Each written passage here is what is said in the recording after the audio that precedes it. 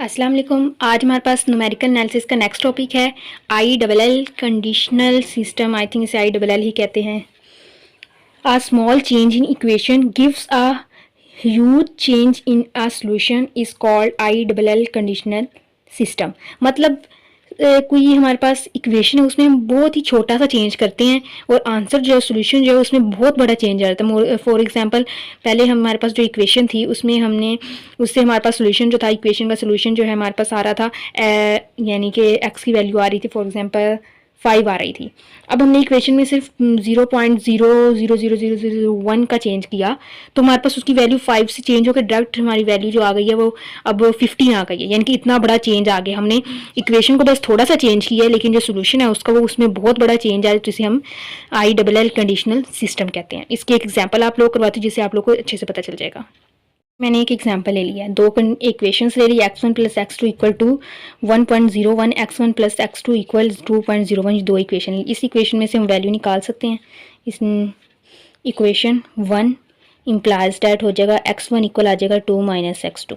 ठीक हो गया। पुट कर देंगे 2 में, पुट इन 2, इसे 2 में पुट कर देते हैं। x1 की जगह 1.01, x1 की जगह आ जाएगा 2 minus x2 plus x2 equal 2.01।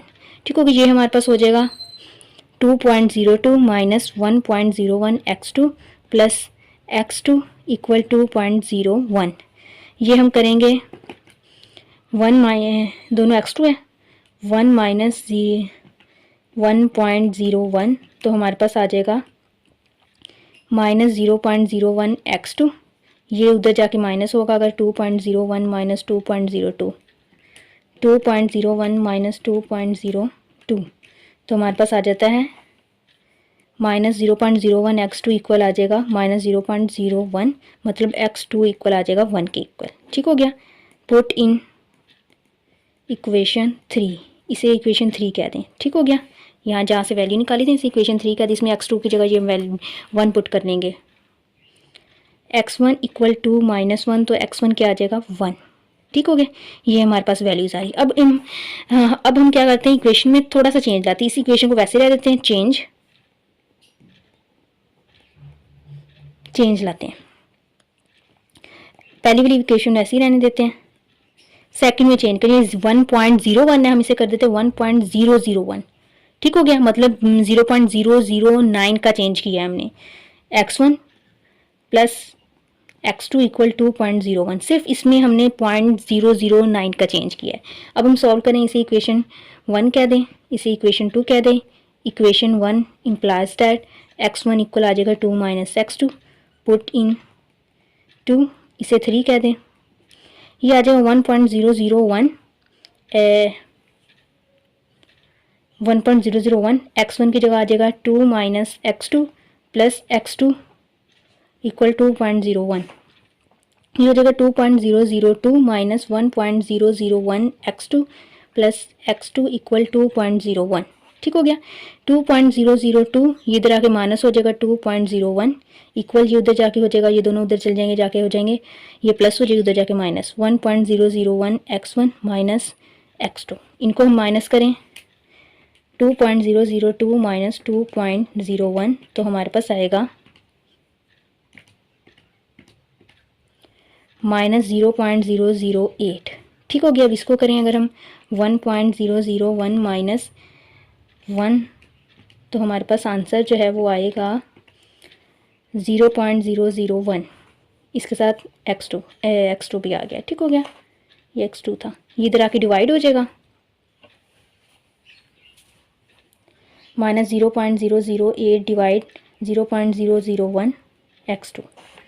हम करेंगे 0.008 डिवाइड, तो हमारे पास आ जाएगा 8 माइनस 8 x2 आ गया। ठीक हो गया। पुट इन 3, इसे यहाँ पे 8 माइनस 8 पुट करेंगे तो x1 क्या आ जाएगा equal to, minus minus plus हो जाता है 8, तो x1 क्या आ गया 10। अब इधर देखें, हमने सिर्फ 0.009 का चेंज किया था, वो भी इस इक्वेशन के x1 के कोफिशिएंट में। तो पहले x1 1 था, वो 10 आ गया, और x2 जो था वो 1 था, वो हमारे पास माइनस 8 आ गया। यानी कि इतना बड़ा चेंज आ गया हमारे पास वैल्यू में। तो इस कंडीशन को कहें, क्या कहते हैं, I double L conditional system. ठीक है। आगे आप लोगों को मैं कुछ डेफिनेशंस करवाती हूँ। ये हमारे पास डेफिनेशन है ओवर डिटरमाइंड सिस्टम। ये कैसे सिस्टम कहते हैं? The number of variables unknowns, मतलब जिस तरह जो हम एक्स वाई जी ले लेते होते हैं वेरिएबल्स इन अ सिस्टम, किसी भी सिस्टम, मतलब सिस्टम कुछ इक्वेशंस को लिख लिया जाए तो उन्हें सिस्टम कहते हैं। एक से ज़्यादा इक्वेशंस आ जाए तो वो सिस्टम बन जाती है। Are more than number of equations, ठीक हो गया। यानी कि वेरिएबल्स जो होंगे वो हमारे पास ज़्यादा होंगे, इक्वेशंस कम होगी, तो ऐसे सिस्टम को कहेंगे ओवर डिटरमाइंड सिस्टम। जिस तरह ये देखें हमारे पास इक्वेशन कितनी है 2 और वेरिएबल एक्स वाई जी तीन वेरिएबल है, इक्वेशन 2 है, मतलब वेरिएबल ज़्यादा है, अननोन ज़्यादा है और इक्वेशन जो है नंबर ऑफ इक्वेशन वो कम है। तो हम ऐसे सिस्टम को क्या करेंगे? Over determined system. लेकिन अगर ऐसा हो जाता है, इसका उलट आ जाता है कि हमारे पास इक्वेशन ज़्यादा आ जाती हैं लेकिन हमारे पास वेरिएबल्स कम आ जाते हैं, तो हम उसे कहेंगे अंडर डिटरमाइंड सिस्टम। देखें लिखा हुआ the number of unknown variable are less than the number of equation in system. ये देखो 1 2 3 4 इक्वेशंस है और variable x y z 3 use हुई हैं। वेरिएबल 3 है और इक्वेशंस जो है वो इसमें 4 हैं, तो इस सिस्टम को अंडर डिटर्मिनेंट। अगर हमारे पास वेरिएबल ज्यादा होंगे तो ओवर डिटर्मिनेंट, और अगर हमारे पास इक्वेशंस ज्यादा होंगी तो अंडर डिटर्मिनेंट सिस्टम कहते हैं। ठीक हो गया। होमोजीनियस लीनियर इक्वेशन किसे कहते हैं? ऐसी इक्वेशन जिसकी डिग्री पावर वेरिएबल सब वेरिएबल्स की पावर जो हो, ऐसी इक्वेशन में सब वेरिएबल्स की पावर 1 हुई। देखो यहाँ सब में वेरिएबल्स की पावर 1 है और वो इक्वेशन इक्वल 0 की हो। यहाँ के लिखा हुआ है, नीचे ये भी कंडीशन दे दी के इक्वल 0 है, मतलब ऐसी इक्वेशन जो इक्वल 0 के हो और जो उसके वेरिएबल्स हैं उनकी पावर 1 हो, तो उसे हम कहेंगे लीनियर है होमोजीनियस इक्वेशन। होमोजीनियस किससे पता चलेगा? इक्वल 0 होगी तो हम कहेंगे होमोजीनियस। लीनियर किस लिए कह रहे हैं? इनकी पावर जो है वो 1 1 है, इसलिए हम लीनियर कह रहे हैं, लीनियर होमोजीनियस इक्वेशन। अब नॉन होमोजीनियस इक्वेशन, क्योंकि linear non homogeneous linear equation power 1 1 होगी वेरिएबल की, तो ये लीनियर हो गई। अब नॉन होमोजीनियस का कैसे पता चलेगा? इक्वल 0 के नहीं होगा। ये देखो लिखा हुआ ए बी सी और के जो है ये मतलब ये भी जो है वो 0 की इक्वल नहीं, मतलब यहाँ पे इक्वल 0 नहीं, कोई नंबर आ जाए 0 के अलावा तो हम कह देंगे नॉन होमोजीनियस। लीनियर इक्वेशन वो होगी जिसमें सब वेरिएबल्स की पावर जो है 1 1 होगी, और होमोजीनियस वो होगी जो इक्वल 0 के आ जाए, और नॉन होमोजीनियस जो इक्वल 0 के ना हो। ठीक हो गया। अब हमारे पास है आगे system of homogeneous linear equation. The form of system of homogeneous linear equation. एक से ज्यादा होमोजीनियस लीनियर इक्वेशंस आ जाए तो उसमें नॉन होमोजीनियस लीनियर इक्वेशन का सिस्टम है, सॉरी। तो जब एक से ज्यादा नॉन होमोजीनियस लीनियर इक्वेशंस आ जाएं तो हम कहेंगे वो सिस्टम है। साथ बात एक के लिए ये होती तो हम कहते हैं नॉन होमोजीनियस लीनियर इक्वेशन। अब एक से ज्यादा आ गई हैं, 3 आ गई हैं, तो हम कह देंगे कि नॉन होमोजीनियस लीनियर इक्वेशन का सिस्टम आ गया, system of non homogeneous linear equation. अब उसके जो सोल्यूशन होते हैं system of non homogeneous linear equation के, वो किस तरह के होते हैं? Consistent system, consistence, inconsistence system, 2 तरह के होते हैं। कंसिस्टेंट सिस्टम कौन सा होता है? जिसमें जो सिस्टम दो की जो टाइप्स है ना वो डिपेंड करती है उनके जो सॉल्यूशन है उन पे। अगर तो हमारे पास वो सॉल्यूशन किस तरह को, इफ रैंक ऑफ ए, मतलब जो हमारे पास सिस्टम बनेंगे इस तरह सिस्टम ऑफ लीनियर इक्वेशंस जो हैं, अब इसे हम डिटर्मिनेंट की फॉर्म में लिख सकते, मैट्रिक्स की फॉर्म में लिख सकते हैं ना, तो वो एक मैट्रिक्स बन जाएगी। जैसे हम कोई मैट्रिक्स ए का नाम दे दें, बी का कुछ भी नाम दे सकते, तो उसको बता रहा है को कैसे होगा, उसको सॉल्व करें अगर हम मैट्रिक्स के मेथड से सॉल्व करें इक्वेशंस को। इफ द रैंक ऑफ ए, मतलब उसी मैट्रिक्स की रैंक इक्वल हो रैंक ऑफ ए बी, यानी कि उसको एचलोन या नॉन एचलोन फॉर्म की तरह करके हम जब सॉल्व करते होते हैं वो चीज़ क्या पूछ रहे हैं, रैंक ऑफ ए और rank of A B equal हो नंबर ऑफ वेरिएबल्स के, मतलब तीनों चीज़ें जो है हमारे पास इक्वल आ जाए, तो हम कहेंगे the system is consistent and it has unique solution, कि उसका सॉल्यूशन जो होगा वो यूनिक होगा और जो है वो सिस्टम जो है कंसिस्टेंस आ गया। ठीक हो गया। अब आगे देखते हैं, अगर वो कह रहे हैं इनफाइनाइटली मैनी सॉल्यूशन, वो तो यूनिक सॉल्यूशन के लिए इनफाइनाइटली मैनी सॉल्यूशन कब आएंगे? If the rank of A equal आ जाएगी रैंक ऑफ ए बी के, और वो लेस देन होंगे number of variables. Number of variables जो है वो ज्यादा होंगे लेकिन उसकी रैंक जो होगी ए की और ए बी की वो होगी कम। ठीक हो गया। फॉर एग्जाम्पल इनकी रैंक जो आ गई है 2 आ गई है और वेरिएबल जो है इसमें वो 3 है, तो हम कह देंगे उसमें इनफाइनाइट मैनी सॉल्यूशन उसके आएंगे, हमें नहीं पता कितने सॉल्यूशन आएंगे। The system is consist and it has infinite solution, हम उसे कहेंगे सिस्टम जो कंसिस्ट है और उसके सॉल्यूशन कितने इनफाइनाइट सॉल्यूशन है। अब हमारे पास था इनकंसिस्टेंट सिस्टम, किस सिस्टम को कहेंगे कि वो इनकंसिस्टेंस है?